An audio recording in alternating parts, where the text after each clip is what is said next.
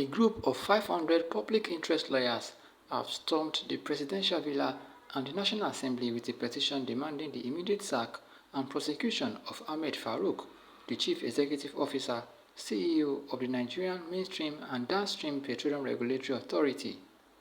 The lawyers cited grave allegations of corruption, abuse of office, and conflicts of interest against Farouk, including the alleged diversion of over $5 million of public funds to finance his children's education in elite institutions in Switzerland and India, led by Samuel Yesekeng. They also accused Farouk of employing his son, Faisal Ahmed, in Oando PLC, a private entity directly under the Petroleum Regulatory Authority's oversight, constituting a clear conflict of interest.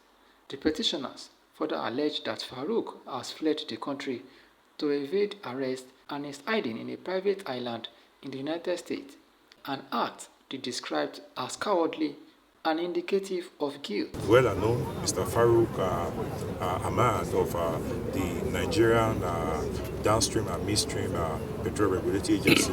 There has been allegedly there have been several allegations against him. So we have as people who actually are concerned about the state of corruption in Nigeria, we've taken it upon ourselves to also add in our little ways in advocacy. So we came here as a group to submit our petition, and also to because it's the right of it's a constitutional right of Nigerian citizens to express themselves by expressions, and also to have the right to peaceful assembly. So we are here to add voice and also legitimately submit our petition to the National Assembly. There are allegations of monumental corruption, siphoning or diversion of public funds amounting to over $5 billion. The allegation also consists of allegations of the fact that he has sent over 4 of his children or wards to elite institutions outside the shores of the country, like Switzerland and India. There are allegations of conflict of interest, being a regulatory agency with oversight functions over petroleum, parastatals and other subsidiaries. His son, one Faisal, is alleged to have been employed in Oando PLC. That is a part of or an organization that the NDPRA should exercise oversight functions over. So how do you expect a regulatory agency like NDPRA to oversee or regulate the activities of Oando PLC if his son is there? Those are part of the conflict of interest we are talking about. There are also allegations of the fact that he has even taken flight and left the shores of this country, probably hiding somewhere in an island in the United States of America. So all we are calling for is that we are adding our voice to the protests and allegations, including the antecedents. Now you can see that he should be investigated. When one of the ministers was removed from office on a mere allegation of corruption, yes, it did not last a week. Yes. And corruption was proven to be a sin that is tantamount to the disruption and the destruction of Nigeria. Yes! And we applauded Mr. President. Yes!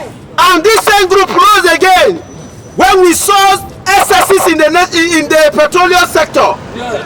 And we rose as citizens against Mele Kyari. Yes. And in no time from then, Mele Kyari was what? Removed.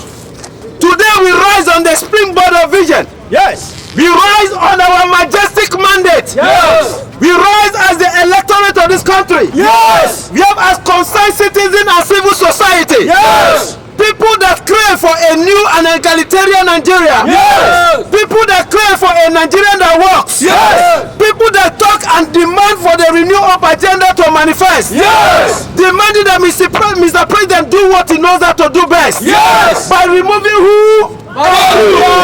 Farouk Ahmed on the ground of what? Corruption. Embezzlement of what? Public funds.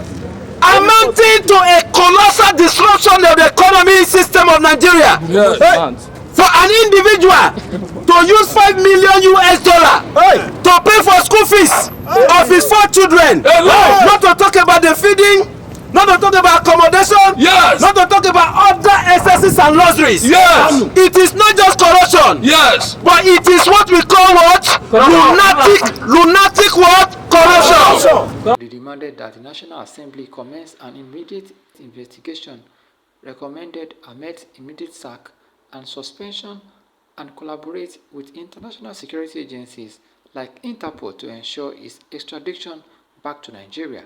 The lawyers also called for the freezing of Farouk's local and offshore assets and sweeping reforms in the appointment and oversight of regulatory agency heads in the oil and gas sector.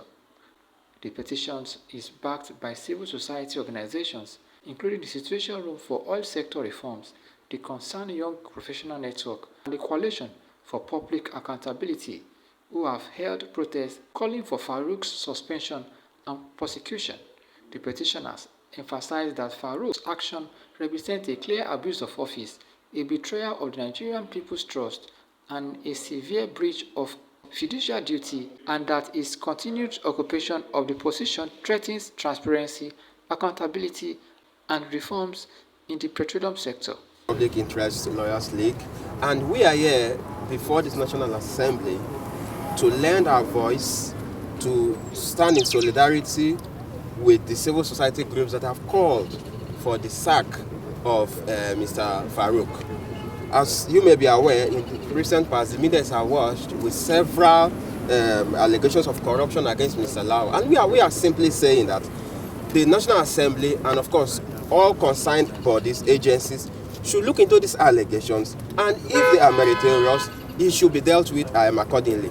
There are allegations of nepotism, abuse of office, financial malpractices running into billions of dollars, right? There are also allegations whereby his sons are sent outside Nigeria, and tuition fee running into billions have been paid.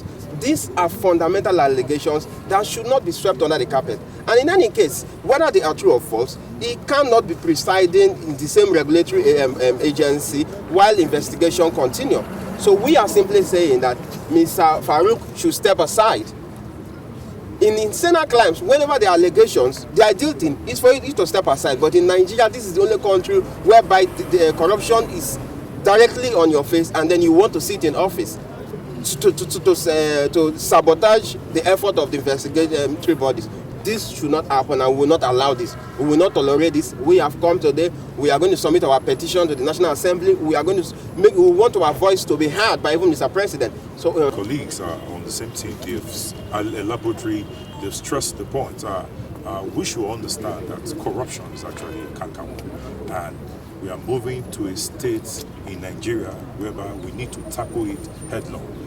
For now, the allegations against Mr. Farouk Ahmed, they are so monumental disturbance that it calls for an independent and discreet investigation. The civil society, they've been clamoring, they've been advocating, they've been protesting. I think it's hard time the security agencies to look inward into their cries. We have honestly believe the National Assembly, in line with their constitutional powers, has donated to them by the Constitution to also carry out an oversight investigation as to its activities. We are not stopping at that. A copy of these petitions will also be sent to the Presidency. A copy of this petition will also be sent to the Code of Conduct Bureau and other regulatory agencies.